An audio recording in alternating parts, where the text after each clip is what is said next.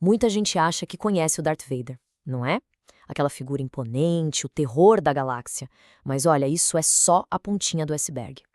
Hoje, a gente vai desvendar os fatos que ficam escondidos por trás da máscara, os segredos que transformam um vilão numa das figuras mais trágicas da ficção.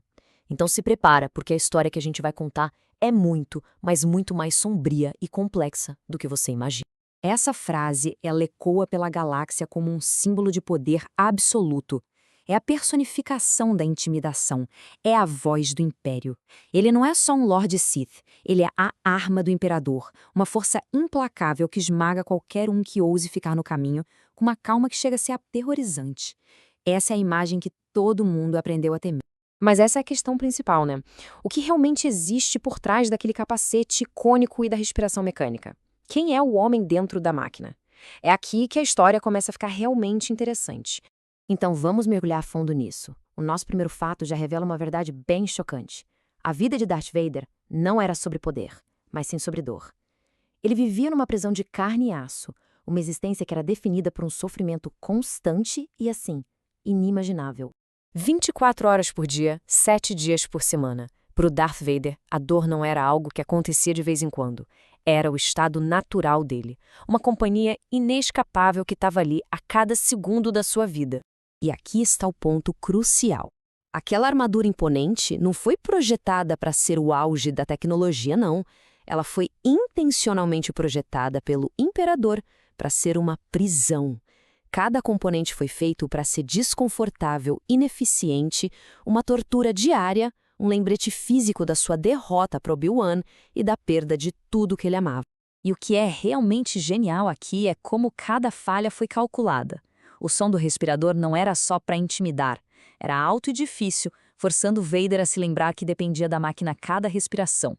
As próteses dele eram dolorosas e limitavam a agilidade, impedindo que ele se conectasse totalmente com a força de novo. E o mais importante, os eletrônicos eram vulneráveis aos raios da força do Imperador, funcionando tipo um interruptor de emergência para mantê-lo na linha. E isso mostra de um jeito brilhante a crueldade do Imperador.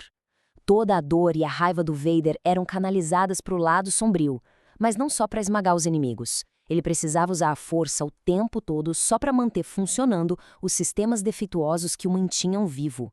A sobrevivência dele dependia do mesmo poder que o tinha corrompido.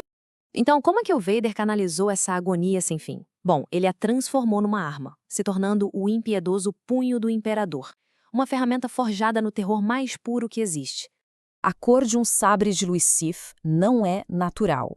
Um Jedi cria um vínculo com o seu cristal Kyber, mas um Sith domina o cristal de um Jedi e o corrompe. Eles derramam toda a sua dor, raiva e medo no cristal, num processo conhecido como sangramento, que literalmente tortura o cristal até que ele sangre e fique vermelho. E aqui está o detalhe mais sombrio de todos. O Vader não achou um cristal novo. Ele pegou o cristal Kyber do seu próprio sabre de luz Jedi, a arma do Anakin Skywalker, e o submeteu a esse processo. A nova arma dele era literalmente uma versão torturada e corrompida do seu passado. Com essa nova arma em mãos, ele recebeu sua missão principal: exterminar os Jedi que sobreviveram. E a escala dessa caçada foi imensa. A gente estima que ele tenha caçado e eliminado pessoalmente mais de 100 Jedi que sobreviveram à Ordem 66.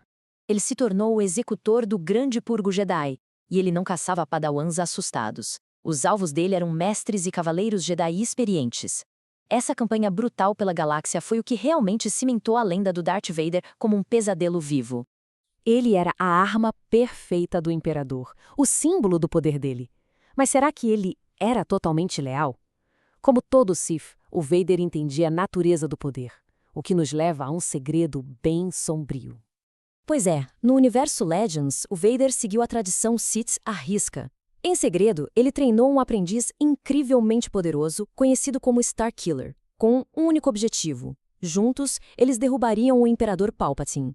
A regra de dois, um mestre e um aprendiz, estava sempre na mente dele. Mas mesmo com toda essa escuridão Sith, o homem que ele foi um dia nunca desapareceu por completo. E isso nos leva à nossa sessão final, os fantasmas de Anakin, os resquícios do homem dentro da máquina. Alguém já reparou como Vader trata os droides com um desprezo absoluto? Isso não é só arrogância imperial, não. É uma cicatriz da infância dele em Tatooine. Como menino escravo, ele era propriedade do Watto e vivia cercado por máquinas que o controlavam. Esse trauma se manifestou num ódio profundo por droides pelo resto da vida dele. E nada simboliza melhor essa dualidade do que a voz dele. A gente tem a voz do Império, profunda, mecânica, aterrorizante. Mas no final, quando a máscara é removida, a gente ouve a voz do homem, fraca, cansada, mas finalmente humana. A voz do Anakin Skywalker retornando das cinzas.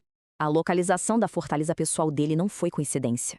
O Vader construiu o castelo dele em Mustafar, o planeta vulcânico onde ele lutou com Obi-Wan, onde ele perdeu os membros e onde ele acreditava que a Padmé o tinha traído.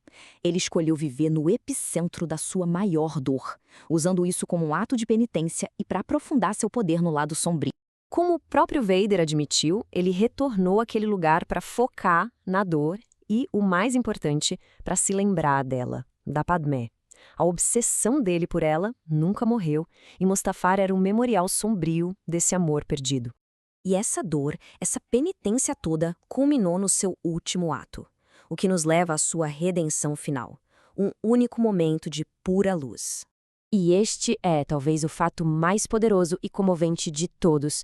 Por mais de 20 anos, toda vez que o Vader usava força, ele fazia isso através do filtro da sua dor física e emocional. Mas naquele momento final, quando ele escolhe salvar o Luke, ele age por amor puro. E pela primeira vez em décadas, Anakin Skywalker sente a força, sem dor, no momento de paz antes da sua morte. O que nos deixa com essa pergunta para refletir. A jornada do Darth Vader é uma das mais complexas da ficção, cheia de dor, raiva e, no fim, redenção. Mas o único ato de bondade é suficiente para apagar uma vida inteira de atrocidades? A resposta, talvez, defina o legado dele para sempre.